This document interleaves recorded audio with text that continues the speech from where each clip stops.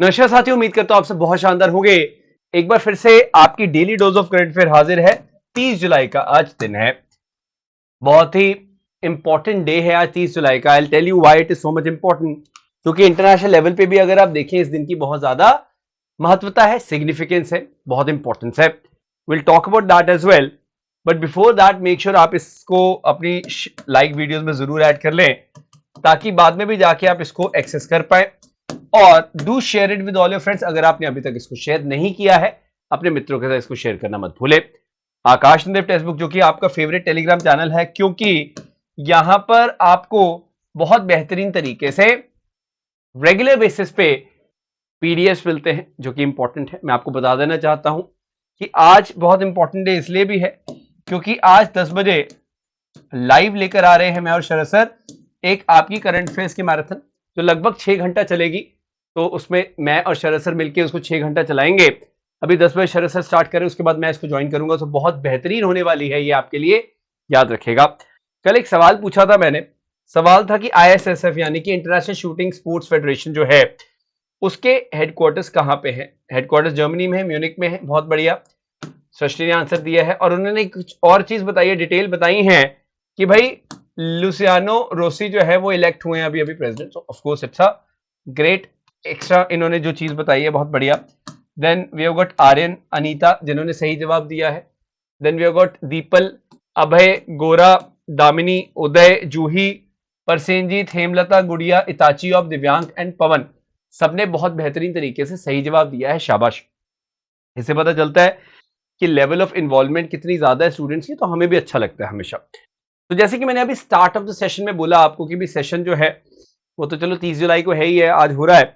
लेकिन 30 जुलाई को सेशन होने की क्या महत्वता है वो मैं आपको बता रहा था कि आज जो दिन है ना वो बहुत खास है जी। आज है world day against trafficking in person. बहुत बढ़िया ये एक दिन है 30 जुलाई का। ये जो डे है अगेंस्ट ट्रैफिकिंग इन पर्सन, इसको आप समझो। हम लोग नॉर्मली बात करते हैं ट्रैफिकिंग, तो आपको पता होगा इंडियन कॉन्स्टिट्यूशन में भी अगर आप देखते हो आर्टिकल 23 और 24 जो कि एक्सप्लॉयटेशन के खिलाफ बात करते हैं, उसमें भी 23 जो है आर्टिकल 23 वो भी इसकी बात करता है कि भी ट्रैफिकिंग नहीं होनी चाहिए, इंसानों की खरीद फरोख्त नहीं होनी चाहिए, उनके साथ एक्सप्लॉयटेशन नहीं होनी चाहिए, वो उसके खिलाफ ही बात करता है। अच्छी बात क्या है, आज की थीम क्या है, आज का जो दिन है उसकी what exactly is the theme. It is reach every victim of trafficking, leave no one behind. ये है इसकी थीम। इस डे की थीम बहुत इंपॉर्टेंट है। एंड ह्यूमन ट्रैफिकिंग की तो चलो हम बात करते ही हैं।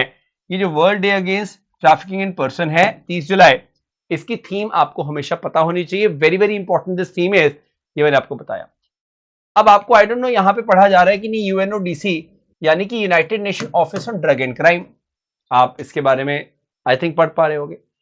तो यूएनओडीसी जो है, आपको सिर्फ इतना बताना है बेटे इसके हेडक्वार्टर्स कहां है। बहुत इंपॉर्टेंट है, रिसेंटली इसने रिपोर्ट्स वगैरह भी निकाली थी कि ड्रग्स और वाइल्ड लाइफ का कैसे लिंकेज बनता है, ये सब चीजों पे। तो United nation office on drug and crime के हेडक्वार्टर्स कहां है ये आप बताएंगे इसके बारे में, तो इट विल बी ग्रेट। मैं बस ये चाहता हूं कि आप इसके बारे में पढ़ें, उसके बाद जब कमेंट करेंगे तो मुझे समझ आ जाएगा कि आपने इसके बारे में पढ़ा है, तभी आप कमेंट करने की स्थिति में है। क्लियर है जी? इतना बेसिक चीज है, यही आज का आपका क्वेश्चन ऑफ द डे है। आई एम श्योर आपको समझ आ जाएगा। और कितना इंपॉर्टेंट डे है ये तो यहीं से आपको पता चल रहा है कि भाई वर्ल्ड डे जो अगेंस्ट ट्रैफिकिंग पर्सन है, इसको बहुत बढ़िया तरीके से मनाते हैं, क्योंकि ड्रग्स और क्राइम जो है उसके ऊपर ही आवाज बुलंद करते हैं। और आईपीसीसी की मैं बात करता हूं, अगर inter governmental panel on climate change, IPCC, जो कि जिनीवा स्विट्जरलैंड में बेस्ड है, इसके हेडक्वार्टर्स 1988 में ये फॉर्म हुआ था। बहुत closely united nation environment programme और वर्ल्ड मेट्रोलॉजिकल ऑर्गेनाइजेशन के बहुत करीब, बहुत ज्यादा कोलैबोरेशन में ये काम करता है आईपीसीसी। इसलिए एक इंपॉर्टेंट बॉडी है, ये आप याद रखिएगा वर्ल्ड लेवल पे। तो जो जेम्स फर्गसन है, जिनको जिम भी बोलते हैं, इसकी आप, he is from UK, he has been elected as the new chairperson of IPCC, याद रखिएगा। तो बहुत इंपॉर्टेंट है ये हमारे लिए, ये इस चीज का पता होना। तो he is the new person जो कि इसको हेड करने वाला है, ये बस आप ध्यान में रखिएगा। That is the reason why he was in a lot of news. तो ये मैं आपको बस बताना चाहता था। सॉर्टेड है। आगे हम लोग बढ़ते हैं। नेक्स्ट मैं बात करना चाहूंगा, अभी रिसेंटली सोशल मीडिया पे मैंने खुद देखा बहुत लोग ये चीजें फॉरवर्ड कर रहे हैं। जैसे 500 रुपए का नोट है ना, अगर आप भी नोट देखोगे नॉर्मली स्टार नहीं होता, लेकिन यहाँ पे देखो स्टार बना हुआ है इन नोट्स पे। तो ये जो नोट का नंबर है इस पे यहाँ पे आपको एक स्पेशल स्टार दिखाई दे रहा होगा। तो नॉर्मली आपको कभी भी नोट्स के ऊपर ऐसा स्टार दिखाई नहीं देता। तो बहुत अफवाह फैल रही थी कि नकली नोट है, इस तरह की काफी बातें हमें सुनने में आ रही थी। इसके ऊपर मैं क्लैरिफिकेशन दे रहा हूं क्योंकि मैं चलो आपको करंट अफेयर करा रहा, लेकिन आरबीआई ने भी इस पर क्लैरिफिकेशन में बता दूं कि bank notes with star symbol have been in a lot of discussion on various social media platforms. RBI ने प्रेस रिलीज बताई है, उन्होंने बोला है कि इन नोट्स को हम लोग स्टार सीरीज बैंक नोट्स बोलते हैं, और ये पहली बात तो लीगल है, लेजिटिमेट है हर पर्पस के लिए। पहली बात तो ये नकली नोट नहीं, आरबीआई ने बात बोली है। आरबीआई ने यह भी बोला है कि ये नोट्स उन नोट्स को आइडेंटिफाई करते हैं जो कि एज अ रिप्लेसमेंट आते हैं ऑफ डिफेक्टिवली प्रिंटेड नोट्स। मैं बताता हूं क्या होता है। आरबीआई ने गड्डी छापी, मतलब 100 नोट्स की, जैसे एक गड्डी है, एक बंडल ऑफ नोट है, ठीक है। जब 100 नोट की एक बंडल आई, उसमें 2 नोट खराब निकले। अब वो जो 2 नोट खराब निकले, आरबीआई उसको रिमूव करेगी, उसी नंबर के 2 नोट और बनाएगी और उसमें स्टार लगा देगी। तो बेसिकली आरबीआई क्या कर रहा है, जो खराब हो चुके नोट वो आपको देने की बजाय नए नोट छाप रहा है जिसके ऊपर स्टार लगा के आपको बता रहा है कि ये नोट खराब हो गए थे उनसे, लेकिन उन्होंने स्टार लगा के दोबारा इसको प्रिंट कर दिया। ये यहां पे पॉइंट है, तो बहुत इंपॉर्टेंट है। आरबीआई ने साफ साफ बोला है कि basically these notes are used as a replacement for defectively printed bank notes in the packet of 100 pieces. और बस इतना ही आपको ध्यान रखना है और कुछ भी नहीं है। रीप्रिंटेड या रिप्लेस नोट्स का एक सिंबल होता है स्टार। तो अगर बाई चांस, ये देखें यहां पे भी स्टार है, तो अगर बाई चांस आपको एग्जाम में क्वेश्चन आता है कि स्टार अगर लगा हुआ है नोट पे, तो इसका मतलब क्या है, तो आपको पता होना चाहिए this means the note has been replace या फिर रिप्रिंटेड। बहुत इंटरेस्टिंग है ये पूरी एस्पेक्ट। अब जैसे यहां पे देखो, जैसे यहां पे ये स्टार लगा है बंडल, यहां पे लिखा 380187, तो यहां पे 380186 वाले नोट पे स्टार नहीं होगा, 380188 वाले नोट पे स्टार नहीं होगा, लेकिन इस पे स्टार है क्योंकि ये वाला जो नोट था वो था बिना स्टार के, लेकिन वो खराब हो गया था, इन्होंने रीप्रिंट किया। अब रीप्रिंट करके इन्होंने स्टार लगा के आपको दे दिया, उसको डिस्ट्रॉय कर दिया। तो उनको भी तो अपना ब्यौरा बनाना होता है ना, कितने नोट्स रीप्रिंट हुए, कितने डिस्ट्रॉय हुए हैं, ताकि वहां पे भी कुछ मिसमैनेज ना हो। ये सारी जो चीजें बहुत बेहतरीन तरीके से यहाँ पे की जा रही है, तो इसको आप अप्रिशिएट करें। बहुत बढ़िया है ये चीज। क्लियर हो गया इतना? सबको समझ में आया कि नहीं आया? तो आपके पास भी ऐसा नोट आता है तो स्प्रेड करें अवेयरनेस कि ये फेक नोट नहीं है। चलिए, अब आपको एक बात तो पता है कि भाई ई स्पोर्ट्स बहुत बड़ी चीज बन चुका है, ऑनलाइन गेमिंग। अभी एशियन गेम्स में भी ऑनलाइन गेमिंग का पूरा इवेंट हो रहा है। तो Madhya Pradesh is preparing to inaugurate first online gaming जो इंडस्ट्री है, जैसे एमपी स्टेट स्पोर्ट्स एकेडमी जो है वो यहां पर आ रही है। तो फर्स्ट ऑनलाइन गेमिंग एकेडमी जो है वो मध्य प्रदेश में आ रही है, बहुत बड़ी बात है ये। तो ई स्पोर्ट्स एकेडमी जो है ये बहुत इंपॉर्टेंट है, यहां पे याद रखिएगा। अच्छा, इसमें कंफ्यूज नहीं होना, जैसे शिलोंग है मेघालय में, Shillong got its first centre of excellence in online gaming, वो अलग है, वो गवर्नमेंट ने यहाँ पे स्टैब्लिश किया था ना, जो centre of excellence in online gaming, that is different. और ये एकेडमी जो ऑनलाइन गेमिंग की अलग है। तो अभी ऑनलाइन गेमिंग सिर्फ वो नहीं रह गई कि आप घर में गेम खेल रहे हो, अब तो बहुत बड़े बड़े टूर्नामेंट्स होंगे। एशियन गेम्स के अंदर आप भारत के लिए मेडल ला सकते हो अगर आप ऑनलाइन गेमिंग खेल रहे हो। तो हर एक चीज जो है उसके एक पॉजिटिव्स और नेगेटिव्स होते हैं, मैं ये मानता हूं। तो यहां पे भी आप अगर इसके पॉजिटिव्स देखें तो डेफिनेटली आपको काफी बेनिफिट है इसका भी। I hope you got the point. तो शिलोंग के पास क्या था, ये पुरानी न्यूज है, 3-4 महीने पुरानी है। First centre of excellence online gaming Shillong का है, तो ये आप थोड़ा मिक्स एंड मैच कर लीजिएगा। Anyways, now on the occasion of global tiger day, अभी आपको पता होगा 29 जुलाई को ग्लोबल टाइगर डे होता है। कल हमने ग्लोबल टाइगर डे ऑब्जर्व किया था। तो इस दिन काफी टाइगर के बारे में चर्चा की गई, उसके बारे में मैं थोड़ी सी प्रकाश डालूंगा। यहाँ पे डिटेल रिपोर्ट भी रिलीज की गई थी। अब आप ध्यान दीजिएगा कि हमने एक चीज देखी अभी रिसेंटली, 2022 की बात है, पिछले साल की बात है, जब 50 साल प्रोजेक्ट टाइगर के पूरे हुए थे, तो मिनिमम टाइगर पॉपुलेशन ऑफ 3167 के बारे में बात की गई थी। लेकिन अभी रिसेंटली हमने देखा है कि upper limit of the tiger population in India is 3925 and average number हम लोग मान के चल रहे हैं कि 3682 तो है ही है। इसका मतलब हमने 6% से एनुअली इंक्रीज यहां पर दिखाया। Now this is a very big thing. कहां पिछले साल हम लोग ऑलमोस्ट 3167 नंबर्स की बात कर रहे थे, इस साल हम लोग 3682 टाइगर्स की बात कर रहे हैं, मतलब 3500 को भी हम लोग ब्रीच कर गए हैं। ये हमारे लिए एक बहुत ही ज्यादा बड़ी बात है, इसको आप अंडरस्टैंड करें।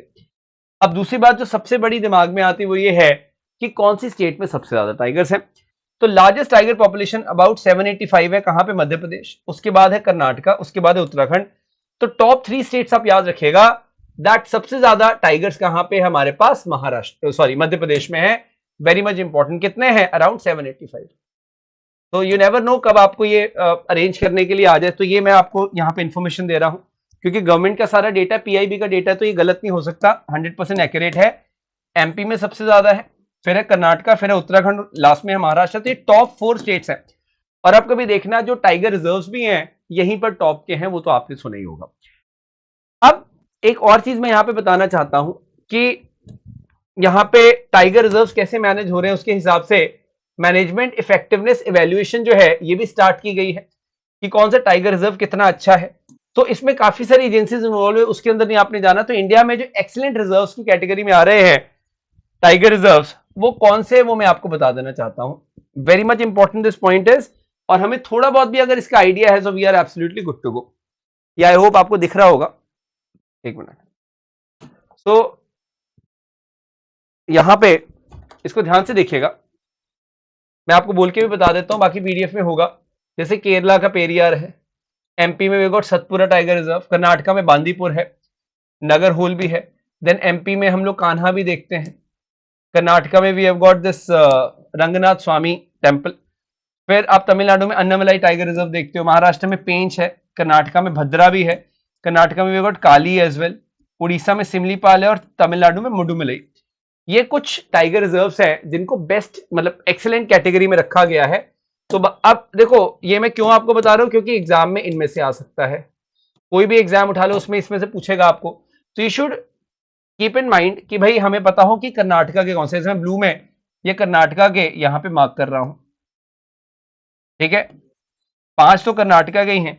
अब आपको ये बात पता चलती है कि मैंने जब यहां पे बताया कि भाई कर्नाटका सेकंड नंबर पे स्टेट है, तो क्यों है सेकंड नंबर पे स्टेट? क्योंकि वहां पे बहुत बेहतरीन तरीके से ये टाइगर रिजर्व्स को मेंटेन कर रहे हैं, चाहे वो बांदीपुर है, चाहे वो नागरहोल है, चाहे वो ये बिल्लीगिरी है, चाहे वो हमारे पास ये भद्रा है, काली है, ये सारे क्या है यहाँ के। एंड आपको याद रखना है एमपी में वैसे तो बहुत टाइगर रिजर्व है, लेकिन सतपुरा बहुत अच्छे से मेंटेन इन्होंने किया है, कान्हा बहुत अच्छे से इन्होंने मेंटेन किया है। We should be aware of this fact.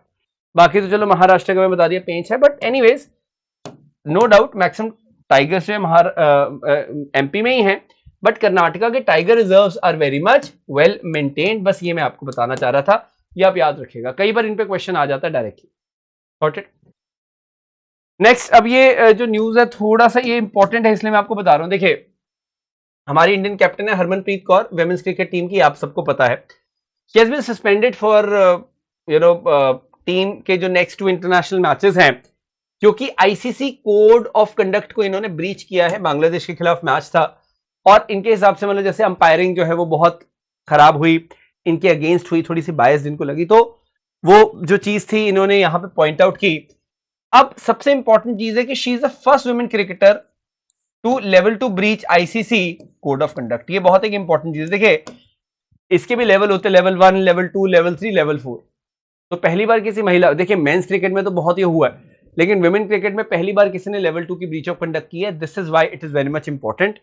और कभी भी आप अंपायरिंग पे अगर आवाज उठाते हो उसके खिलाफ, तो आप पे कोड ऑफ कंडक्ट जो है लग जाता है। क्रिकेट के अंदर ये चीजें टॉलरेट नहीं की जाती, स्पेशली प्रोफेशनल क्रिकेट में ये चीज आप ध्यान में रखेगा।